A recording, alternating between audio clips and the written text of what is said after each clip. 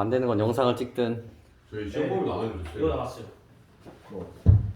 한 대씩? 쉽게 뿜지 말고 어. 쉽게 흐르지 말고 뭐야 이게? 쉽게 뽑히지 말고. 뭐야 이게? 아니 뭐야 이게? 아, 이렇게 불행해 씨가. 네. 아 사람 거. 아니 뭐가? 그래 아닌데. 그래서 한번 하나. 관조적이잖아 이거. 이번에 두 번. 관조적. 나 시를 이제 좀 볼 텐데, 아니 고전 시절을 볼 텐데 페이지 어딜 보시면 되느냐? 여러분들 수능 특강으로 보면은 설마 안 넣니 너? 넣었는데 8페이지에서 나오는 아이들 있죠. 이렇게 세 줄짜리 있는 애들을 뭐라고 불러요? 형시죠. 평시조, 그래서 평시조라고 얘기를 하죠. 시조라고 이야기를 합니다. 어느 시대 거죠? 조선시대. 조선시대 거예요. 알고 있었니? 조선시대 거라는 거 알고 있었어? 조선은 모르겠지. 어디라고? 조선은 8. 모르고 있었어? 알고 있었죠? 그죠? 근데 아무튼 여기는 2학년 때 했어. 2학년 때 저랑 지지고 못간 친구들이라서 모르면은 죽여야 되고 이제 그래서 좀 물어볼게. 우리 이제 조선시대야, 조선시대. 조선시대에 오늘날의 현대시처럼 운문 작품이 하나 필요했었단 말이에요. 거기에서 이제 짧은 것들을 시조라고 이야기하고 긴 것들을 이제 가사라고 이야기하게 됐단 말이죠. 자, 시조는 이렇게 세 줄짜리. 그러니까 시조의 이런 특징들 좀 아셔야 되는데 전기에는 이제 누가 쓰죠? 양반. 그렇죠. 양반들이 쓰고요. 후기에는 그렇죠. 상민, 평민들이 쓰고요. 그 사이에 누가 있죠? 네, 기생이 있다라고 생각을 하시면 돼요. 그러니까 누가 쓴 거에 따라서 이제 주제의식이 조금 왔다 갔다 한다고 생각하시면 됩니다. 딱 보니까 앞에 있는 세 개는 뭐예요? 앞에 있는 세 개는 양반이 쓸 수 있는 확률이 되게 높다라는 거죠. 아니면 이제 기생. 평민이 쓰면 어떻게 되니까? 중간이 엄청 길어지는 거예요. 그렇죠? 이름이 와가지고 작자 이상이기도 하고요. 그래서 일단 양반이 쓴 시들을 이제 평시조라고 이야기를 하는데, 자, 평시조의 특징 한번 얘기해볼까? 3장 6구 45자네. 도와줬어. 네, 3장 6구 45자 내외라는 이야기를 반드시 하셔야 됩니다. 초장, 중장, 종장으로 이루어진 3단 구성이고요. 각 장이 각 두 구씩 이루어져 있습니다. 뭐뭐뭐 뭐뭐하니 뭐뭐뭐 뭐뭐로다 이렇게 두 구로 이어지고요. 글자 수 세보니까 어때요? 45개 내외였다 이렇게 생각하시면 되겠고요. 자, 두 번째 특징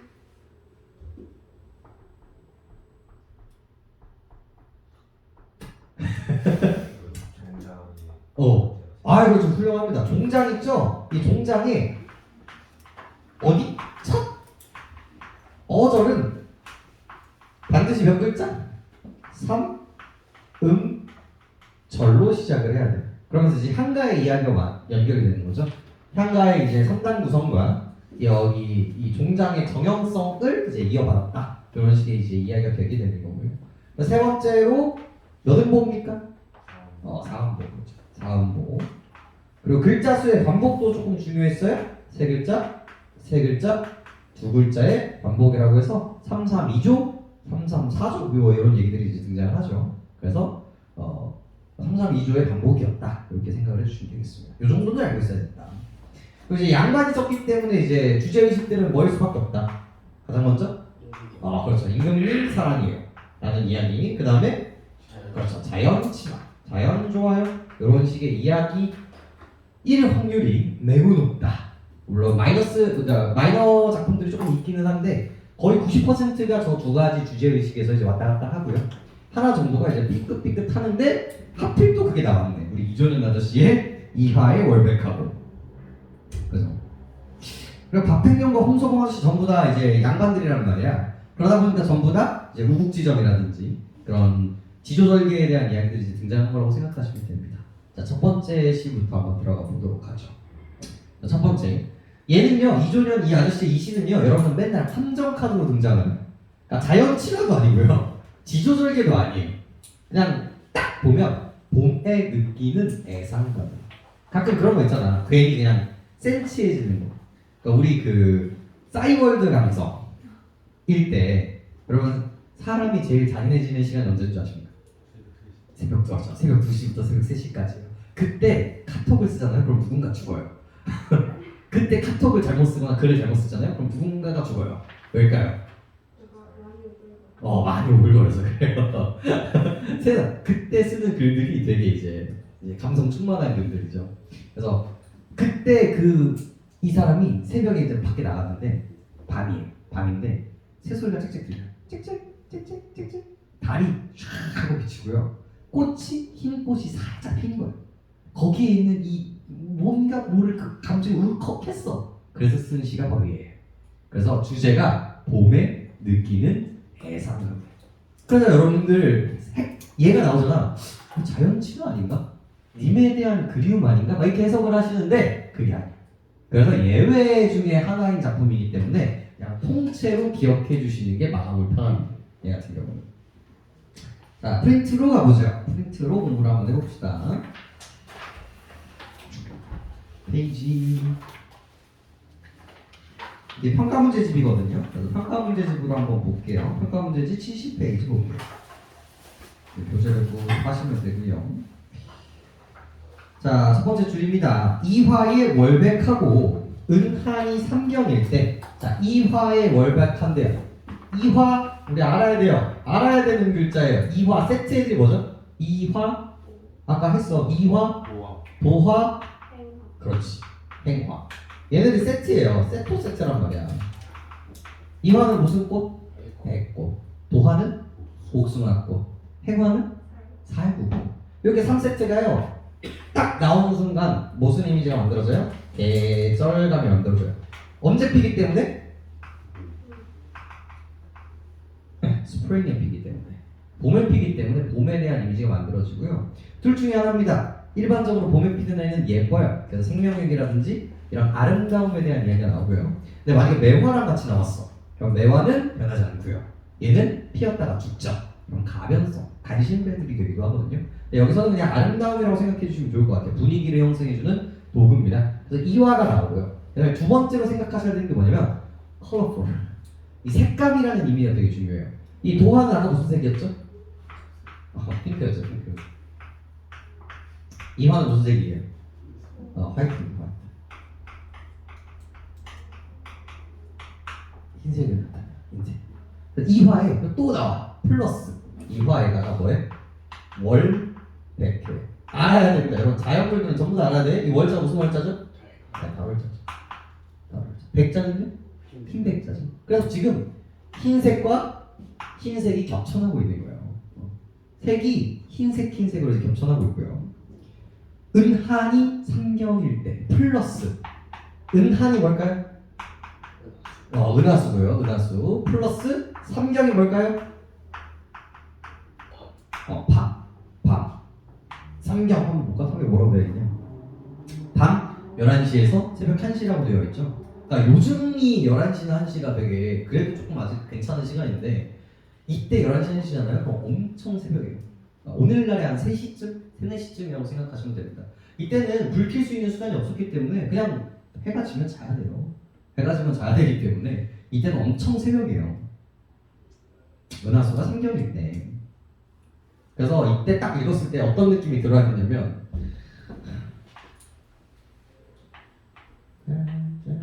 오랜만에 그림 비웃어?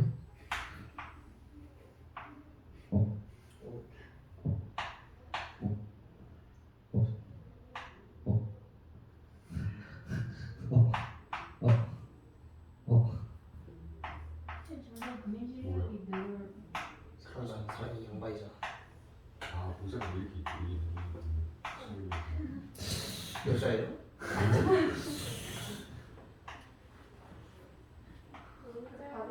좀 아닌 것 같은데. 그렇게 중요한 게 아니잖아요. 자신의 건강을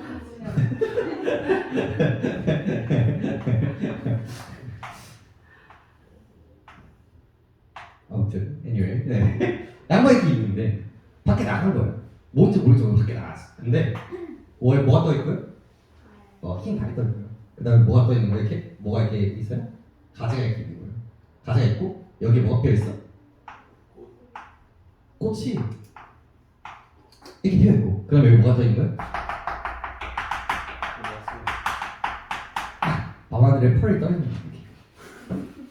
이게 떠 있는 거야. 딱 이 씬에서 끝나는 거야 이게 여기가. 그리고 무슨 색이 있는 거야 지금? 무슨 색이 있어? 흰색. 끝이야. 생각할 때 1, 일지춘심을 자규화하려면 해석해봐요. 일지 한 나무까지 한 개의 나무까지의 춘심이에요.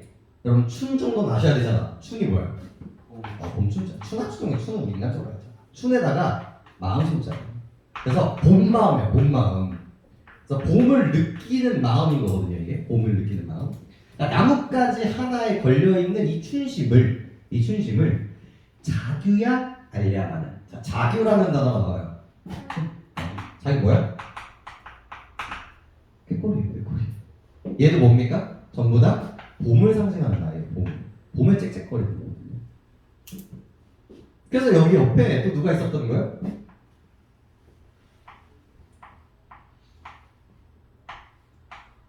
닭인데?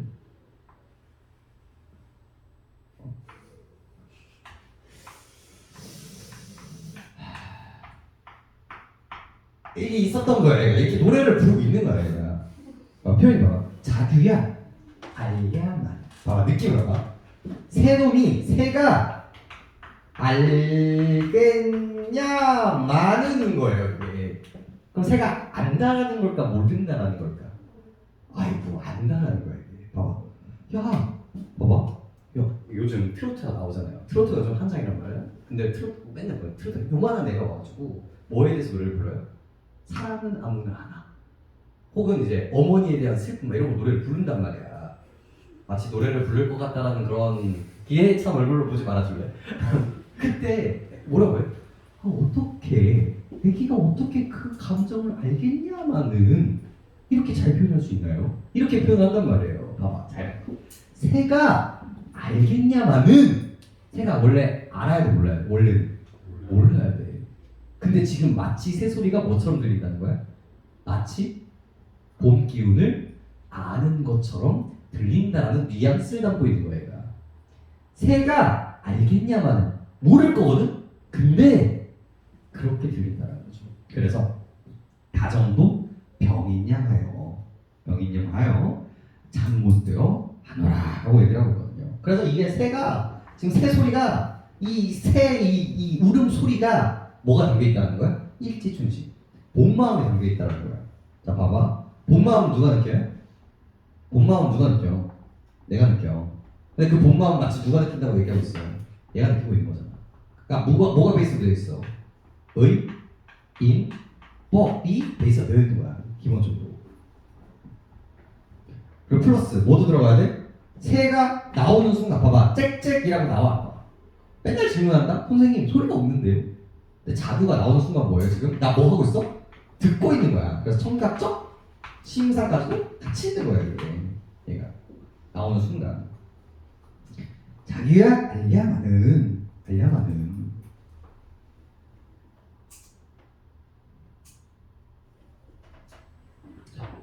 다정당함한 나는 다정도 병인양하야.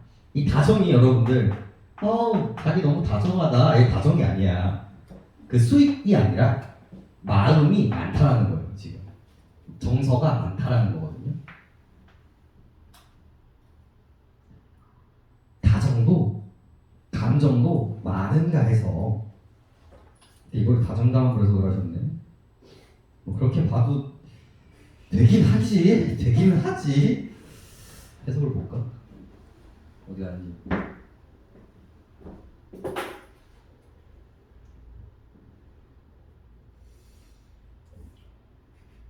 네, 다정이라고 하세요. 네, 표면적으로는 다정이 맞으니까. 네, 다정도 병인양하여 잠이 든다 안 든다? 못 든다. 근데 봐봐, 얘가 그래서 지금 이 모든 봄의 느낌을 지금 감동당하고 있어요 지금.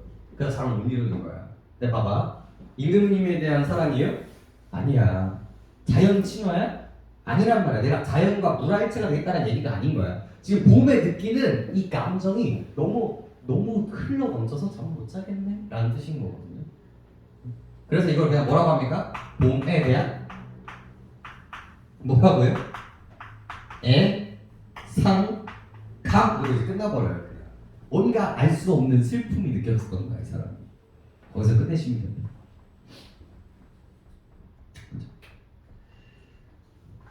그래서 일지춘심 본에 느끼는 한 가닥의 정서 뭐 이런 것들 보시면 되겠고. 그래서 여기서 뽑아내야 되는 중요한 포인트가 뭡니까? 첫 번째 글 전반적으로 뭐에 대한 얘기를 하고 있어요. 가장 먼저 경치에 대해서 얘기를 하고 있죠. 그 다음에 나의 마음에 대해서 이야기를 하고 있단 말이에요. 그 유명한 뭐 하는 장이에요? 선, 경, 후, 청이라는 전개 방식이 등장하는 작품이고요. 그리고 자규가 울고 있으니까 뭘 사용했어요? 의인법을 베이스로 하고 있다는 것도 놓치시면 안 되고요. 그 다음에 흰색이라는 색채 이미지를 사용하고 있다는 거. 그러면서 자연스럽게 시각적 심상을 썼다는 거. 플러스 자규가 등장했으니까 청각적 이미지를 사용하여 다양한 이미지를 써서 봄에 느끼는 감정을 감각적으로 표현하고 있다. 이런 것들도 동그라미 칠 수 있으시면 됩니다.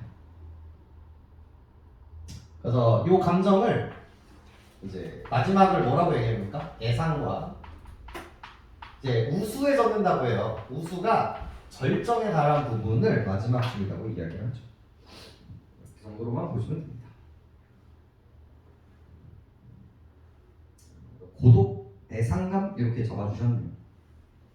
근데 뭔가 혼자 있어서 슬픈 느낌인 것 같네요. 그죠?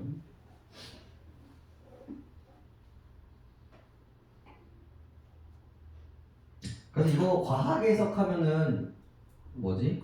감정이입도 되기는 해요. 되기는 하는데 아마 안 나올 거예요. 되기는 합니다. 왜냐면 지금 얘가 느끼는 이 진짜 감정이 얘 감정이거든요. 근데 진짜 얘가 느낄까? 아니야. 그 감정은 누구 거야? 내 거거든. 그래서 감정이입이라고 충분히 할 수는 있는데 할 수는 있다? 근데 물리적으로 등장한 건 아니기 때문에 나오지는 않을 거예요. 수는 있는데 그 다음 막백년 까마귀 눈비마저 얘는 뭐 당연히 아셔야 되는 부분이죠. 얘는 배경이 뭡니까? 조선시대 중에서도 시조는 다 조선시대야.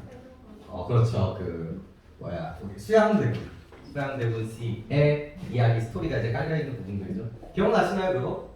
우리 또 배워야 돼. 뭐 기억나네?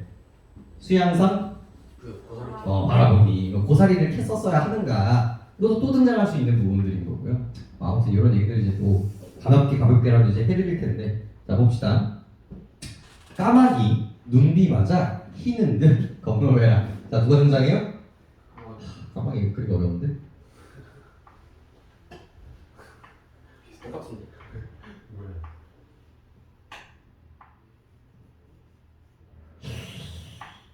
뼈스라기. 입이 좀 아닌 것 같아.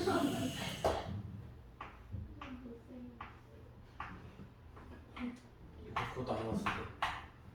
똑같은 것 까마귀야. 자 까마귀가 어떤 상태예요? 눈비가 맞아서 어떤 상태야? 흰 듯. 자 흰색과 검정색의 이미지가 되게 중요합니다. 색채의 이제 이미지가 이제 등장을 하고 있죠. 야광 명월이 밤인들 어두우랴. 그래서 무슨 소재가 들려요? 야광 명월 뭡니까? 월 또 나오죠. 월 달이 밤인들 어둡겠느냐? 무슨 법이죠? 그래서 서리법을 기반으로 어둡다 안 어둡다? 어둡지? 밝다. 그래서 여기에서의 달은 해석이 두 가지로 되거든요. 우리가 일반론으로 해석하면 어떨까? 일반론으로 해석하면 우리 조선시대 때 하늘 위에서 반짝반짝거리는 건 뭐라고 생각하시면 돼요? 그렇죠. 임금님의 총명함. 그 두 번째가 이제 충식. 으로 생각하시면 됩니다. 그러니까 얘가 원래는 본질이 까마귀가 뭐예요? 검정색이에요. 근데 지금 슬쩍 보니까 눈으로 덮여져가지고 무슨 색처럼 보이는 거야?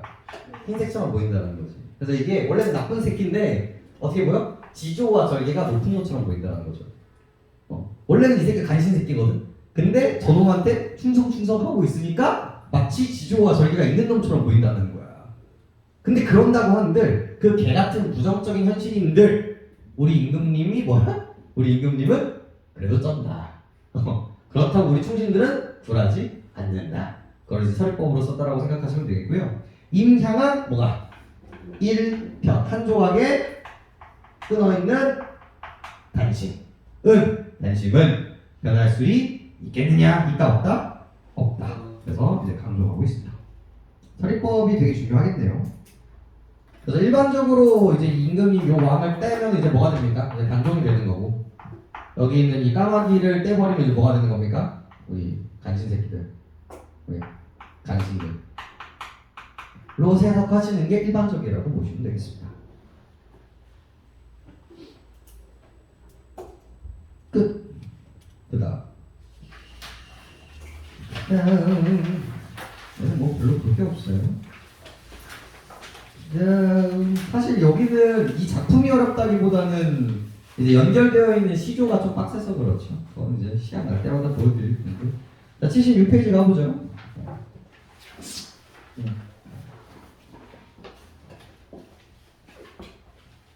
76페이지. 홍서봉 아저씨. 이것도 이제 베이스가 어딘지 보면 이거는 길라잡이부터 읽어가죠. 이 작품은 시대가 언제입니까? 병자호란이요. 병자호란이 끝난 후에 청나라와 구역적인 회의를 맺고 소현세자와 복림대군 등의 볼모가 되어 청나라로 끌려가던 당시의 상황을 시작을 계기로 하고 있습니다. 화자는 이러한 민족적 치욕과 처참한 비극을 압록강의 푸른빛이 핏빛이 된 광경으로 과장하여 드러내고 있고요. 또한 늙은 사공의 말을 통해서 압록강의 핏빛으로 물들 정도의 처절한 이별의 아픔을 전례 없는 민족적 역사적 비극으로 강조하고 있습니다. 그래서 이러한 슬픔을 피눈물이라는 시어로 압축하고 있죠. 그래서 병자호란이라는 배경을 가지고 조금 보시면 좋을 것 같아요. 이별하던 날에 상황은 뭐하고 있어요? 이별하고 있죠. 피눈물이 난지만지 났던가 말았던가. 그러니까 그때 상황이 기억이 난다 안 난다? 안 난다. 그만큼 정신이 없었다. 압록강 내린물에 푸른 빛이 전혀 없네. 자, 무슨 법이에요? 오늘 계속 나오네. 과장법이에요. 원래 이제 물이라는 게 푸른색이어야 하는데 너무나 뭐가 많았기 때문에 피눈물이 너무나 많이 나왔기 때문에 뭐밖에 안 보인다? 붉은색밖에 안 보인다는 거죠. 요 느낌 과장법을 기반으로 강 가지고 장난치는 작품이 하나 있어요. 송이. 네, 송이. 혹시 기억나시나요? 우리 배경은 너무 좋아요. 지금 봄날이에요. 근데 님과 헤어졌어. 그래서 내가 눈물을 졸라 흘려.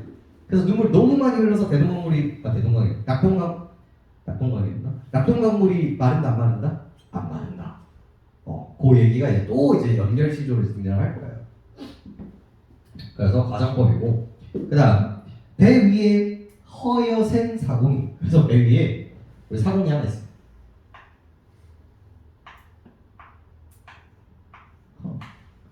흰색이. 네, 약간 실전 근육이 있으셔야 되는데. 실전 근육이 있으신.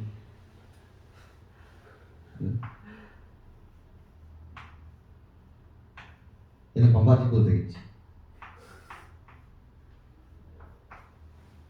노를 들고 계세요. 뭐라? 노를 이렇게 계시고 이렇게 계신 거야 이렇게. 근데 여기서 포인트는 머리가 하얘요. 그러니까 뭐예요 이제 그만큼 아주 오랫동안 했다라는 얘기인데 정말 오래 산 동안 이런 경우가 있었다 없었다? 없었다. 그만큼 이 병자호란이 우리에게 큰 비극이다라는 걸 보여주고 있는 거죠. 그래서 그 사공도 뭐한다? 처음 본다 하더라 라고 이야기를 하고 있죠. 끝이야. 별거 없다. 그 다음도 길라잡이 한번 읽어볼까요? 이 작품은 작가가 직접 경험한 농촌에서의 생활을 토대로 순수하고 소박한 농촌의 삶을 긍정하며 농촌에서 살고 싶은 마음을 드러낸 한시입니다. 한시요, 한시. 별표시대 한시. 너 누가 썼겠습니까? 한시니까. 에이 미친. 양아! 한자로 썼는데 중국인이 썼으면 우리가 안 배우겠지. 한자로 쓰기는 했지만 우리나라 양반이 썼다라는 거예요. 양반이 쓴 겁니다. 그런데 일상적이고 향토적인 소재를 사용하여 가을 아침의 농촌의 풍경의 한 폭을 그림처럼 담아내고 있고요. 앞부분에는 시각적 이미지를 중심으로 농촌의 전경을 감각적으로 묘사하고 뒷부분에서는 한가의 농촌에 평화롭게 살고 싶다라는 마음을 드러내고 있습니다. 콩깍지 더미, 솥대 등 다양한 소재를 통해서 시선을 이동하며 시상을 전개하고 있죠. 그래서 시선 이동이 좀 중요하겠네요. 그리고 이 작품 역시도 가시와 마찬가지로 뭐가 되게 중요하다? 선경, 후정이라는 이야기가 되게 중요합니다. 이 작품은 좀 의미가 있어요. 자, 들어가 봅시다. 콩깍지 덩이 곁으로 오솔길이 나누어져 있는데 생각하면 돼. 콩깍지 덩이가 있어. 그리고 오솔길 덩이가 이렇게 나눠져 있는 거야 이렇게. 끝이야. 뭐가 있어. 근데 여기서 콩깍지 덩이 이런 거 무슨 소재예요? 무슨 소재라고 하는데 요즘 우리 못 봐. 못 보잖아. 무슨 소재야? 토적 소재. 토적 소재를 사용했다. 오솔길이 나눠져 있는데 붉은 아침 햇살이 살짝 퍼지자 솥대들이 흩어지네. 이 머리에서 이제 뭐가 떠요? 이게 산이 이렇게 있는데 붉은 해가 쫙 뜨니까 이 맞으면서 우리 오늘 막 이상한 거 많이 그리네.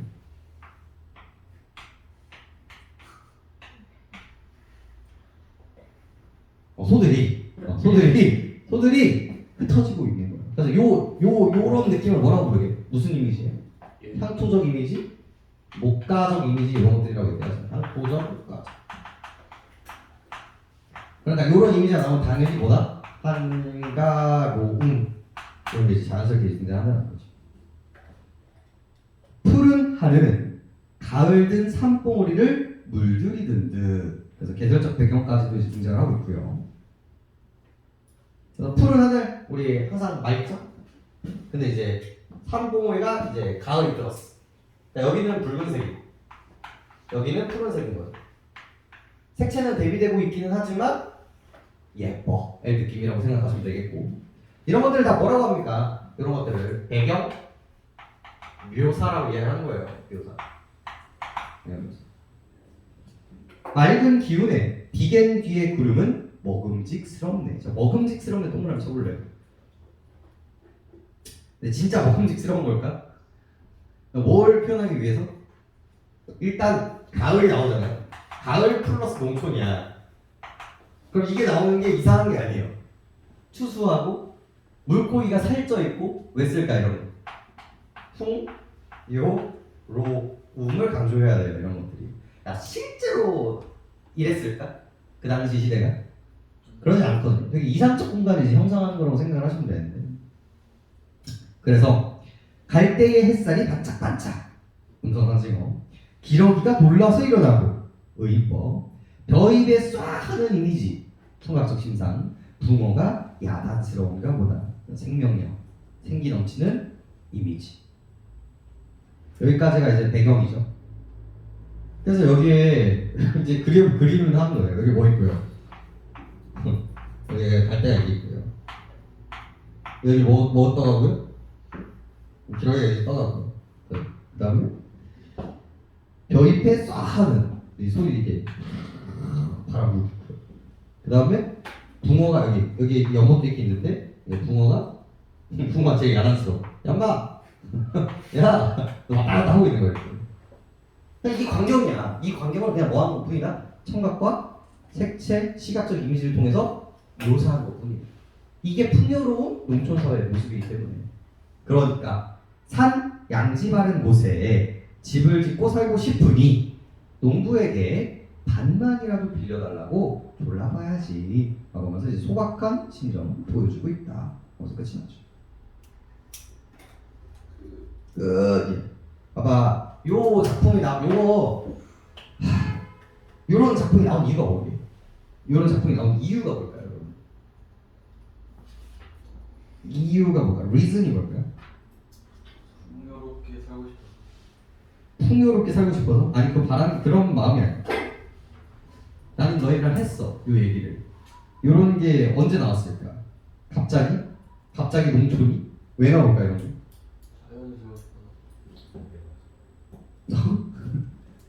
이게 자연의 변화야. 이 자연의 변화가 크게 우리가 세 가지로 나뉘어야 되거든요. 이렇게. 아니다. 이거는 됐다. 됐다. 근데 이거는 조심하셔야 되는 게 이거는 진짜 자연. 얘는 추상적 자연이 아니라 무슨 자연이에요? 진짜 농촌에서 살고 싶은 거예요, 이 사람은. 그러니까 우리가 예전에 앞부분에서 자연에서 살고 싶어요라는 거는 추상적 자연에 대한 물화일체인 거거든요. 근데 여기는 진짜 농촌에서 살고 싶은 거예요. 그 느낌만 좀 살려주시면 돼요. 그 느낌. 문제 푸시면서 조금 보게 될 거고. 요거 보면서 좀 깨달은 작품이 하나 있으면 좋은 거예요. 좀 이 주제의식이랑 좀 비슷해. 나도 농촌 저기가 좀 저 농촌이 좀 괜찮네? 저 농촌 사람들의 마음이 내가 하고자 하는 낙원이었네? 라는 마음을 갖고 있는 한 시간에 있죠. 너무 많지 않아요? 정약용에 너무 많지 않아요. 배운 거 하나밖에 없을 때. 타마킹이라고. 보리타작이라는 게 있습니다. 기억나요? 보리타작? 애들이 막 보리타작 하고 있잖아. 거기도 뭐야? 장면을 묘사해요. 그 된장만 먹고. 막 된장밥이 아니라 요걸 이렇게 쌓여있는 한 된장밥이 아니라 높은 이 새끼야. 이게 밥 먹고 있는데 거기도 그거 나오잖아. 우리 그 생활형 근육 있잖아 이렇게. 그래서 갈색 빛으로 막 빛나잖아. 그거를 보고 있는 야경령이 깨달음을 얻는 거야. 나의 낙원이 벼슬길에 있는 게 아니라 어디에 있었다. 저기 진짜. 그렇지, 여기에 있었다. 저기가 진짜다. 몸에 마음이 노예되지 않았는데. 그죠? 그 느낌의 작품인 거야 이것도. 농촌 너무 좋다. 나도 농촌에서 살고 싶다. 이런 뉘앙스로 해석해 주시면 돼요. 됐죠? 프로 오시고 거기서부터 좀 시작을 해볼게요. 그래서 여기 있는 시조들이 사실 작품이 어려운 게 아니에요. 그래서 연결되는 시조들이 어렵기 때문에 이제 매주 조금씩 보여드릴 거예요. 가시와 연결되는 시조들이 뭐가 있는지 여기가 됐을 때마다 그때 좀 챙겨가시면 되겠고요. 과제는 조금 자체적으로 다 해오세요. 그래서 첫 번째 교시는 조금 질의응답으로 시작을 할 겁니다. 이렇게 좀 보강 설명이나 질의응답으로 이제 이야기를 할 거니까 카톡으로 일단 질문하셔도 좋고요. 그리고 오셔서 첫 번째는 과제 질문을 좀 받을 거고, 그리고 푸시다 보면 외부 질문이 참 많을 거예요. 그래서 그 외부 질문에 대한 해설도 이제 첫 번째 교시에 할 거니까 프로 오시는 게 맞겠죠. 프로 오시면 그렇게 진행을 하고요. 여러분 진도 나갈 때마다 알려주셔야 돼요. 알겠죠? 그래야 또 준비를 해서 과제물을 만들고 하니까요. 그래서 과제물 보시면 크게 여러분 과제물이 어떻게 되면 되냐면, 일단 뭐부터 푸시면 되냐면 평가 문제지부터 푸시면 됩니다. 평가 문제지. 바로 올려드렸죠? 그래서 오늘 오신 분들 보시면 되고, 그 다음에 두 번째가 이제 나무 아카데미, 이거 무료 자료예요. 이게 제일 그냥 손쉽게 하고, 세 번째가 이제 제가 이것도 별로 하고 싶지 않았지만 한 땀 한 땀 이제 모으는 여러분들 EBS나 이제 사설이나 아니면 이제 아무튼 나왔던 거 다 모아서 이제 드리거든요. 맨 마지막에 2023년도 수능 특강 넘어서기라고 있어요. 맨 마지막에 우리 과제물 마지막 쪽에 이렇게 3단 구성으로 되어 있으니까 잘 풀어서 내신 준비하시면 사실 여기까지 하시면 됩니다. 여기까지 하시면 되고 더 어렵게 안 나와 여러분들. 네, 어지간하면 여기까지 푸시고, 여기까지 푸시는 게 여기가 이제 생내신, 그 다음에 여기가 심화내신, 그리고 여기가 이제 수능, 그런 느낌으로 이제 됐다고 생각하시면 됩니다. 알겠죠? 네. 고생하셨고 다음 주에 아이고 저렇게 빨리 가고 싶었어. 네, 들어가실 분들 질문하고 가시고. 진영이 너무 말리는 거.